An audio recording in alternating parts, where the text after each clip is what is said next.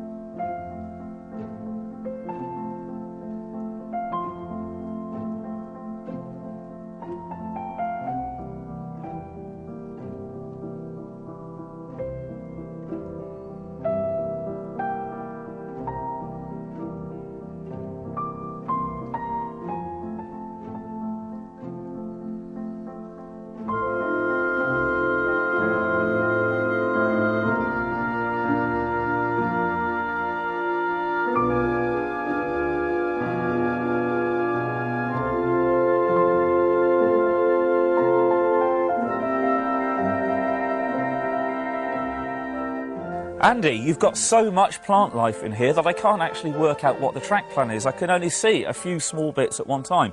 But presumably that was all part of the plan. Yes, it was, Ian. What we had originally was I had a circuit around the outside of the garden. And then my wife suggested adding an inner circuit as well, which was a good idea because it increased the length of run. But the problem was you then had two tracks that were running very close together. And what I wanted to do was to try and separate them so that you couldn't see them both at once. That meant planting trees. And from that idea, I just sort of kept adding them until we got the effect that we have now. And because they're evergreen, that means that it looks the same all the year round? Absolutely. I mean, summer and winter, they look the same. And we can run them any time of year. And you've got absolutely masses of ground cover, haven't you? That's mind your own business? It is. The big advantage of that is it keeps the weeds down as much as anything. But it also, I think, looks fairly to scale. And if anything, the trouble is trying to keep it back. It wants to sort of take over the world. But I started off with a small tray that friend Alan's wife gave me, and it's just sort of spread from there. Now, does that actually interfere with the foundations of the line? Not at all. No, it doesn't. The roots are very small. They don't go down very far. It spreads across the surface. And is it hard work then, keeping your lines clear? To a degree. I sort of say to people that I tend to run with a radio control in one hand and a pair of gardening secateurs in the other, because you tend to, as you're going around, trim bits back. So it is a continuous job, really. Particularly if we have a few wet days, you need to go around and particularly trim the ground cover, because that will encroach on the track. But it's not much. I mean, you can get it done fairly quickly. You've got fantastic moss growth all over the line here. I really wish I could get that on my line.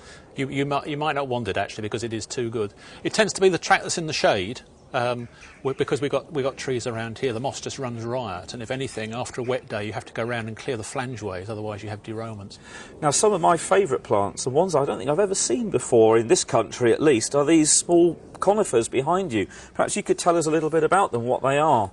They're Alberta spruce. I bought them from the Red Hill Open Day one year. They're about 5 years old now. They said that they were miniature.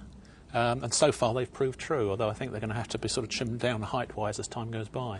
I think they have to be some of the most realistic miniature conifers I've seen. Thank you. They tend to be thinned out. Quite often you'll see in the garden magazines methods of trimming, particularly Alberta spruce. And it means from time to time going around and taking out a lot of the branches, leaving a sort of skeleton framework. Now, one of the things I noticed about your planting, as you said earlier, is that you've used the plants as a kind of scenic break. For instance, I know there's one point where you have two stations really quite close together, but you just wouldn't know it. That's the intention, yeah, because we haven't got a lot of room to play with, and by putting in what is rather like a scenic break, you can stand either side of it. You see the one station, you don't see the other. With all this plant life around, how do you reach the sort of further bits of the garden? Because they look pretty inaccessible to me. They are. With difficulty, I think, is the answer. One of the stations, in fact, I made a mistake in that I've got trees around it now. There is a siding, but I tend not to use it because it's very difficult to reach. Hence, that's just a stopping station. But the others, I have got sidings off of, which give operational interest and are used.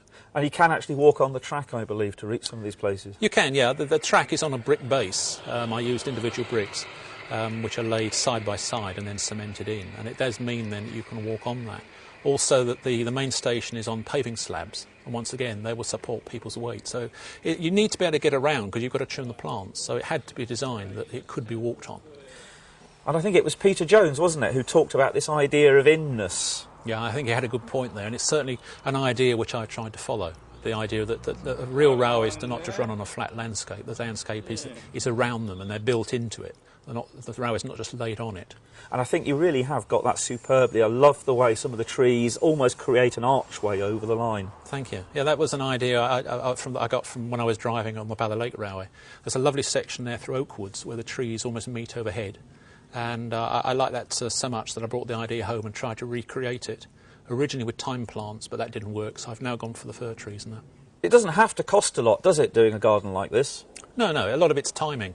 If you look at the DIY stores towards the end of the season, you'll find that they're selling a lot of their old stock off at very cheap prices.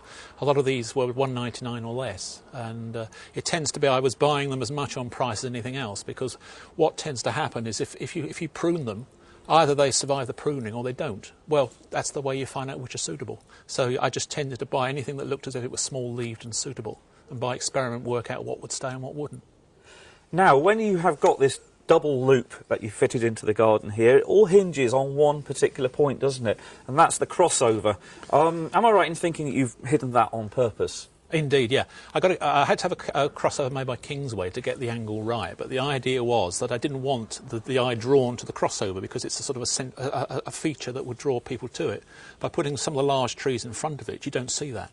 You just notice that the train is continuing on its journey around alternate circuits. Now, we've been following a lovely little battery loco round. Can you tell us a little bit about where that came from?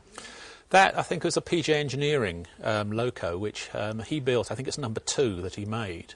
And it was used for the Garden Rail magazine review.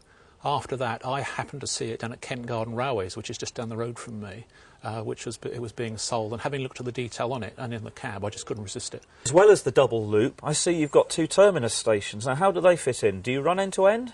That was my intention. I wanted to run end to end. What I've had to do, though, is to have them both face in the same direction, which means I'm taking some prototype ideas from, I think, some of the Irish lines and some of the American lines, whereas, in fact, the second terminus you have to back into. Unfortunately, I couldn't get the track layout to enable me to go straight into it. But it works. Thanks very much for inviting us to the Isle of Westland. You've got a superb line here, and it really is a little urban oasis. Thank you, Ian, and thank you for bringing good weather with you.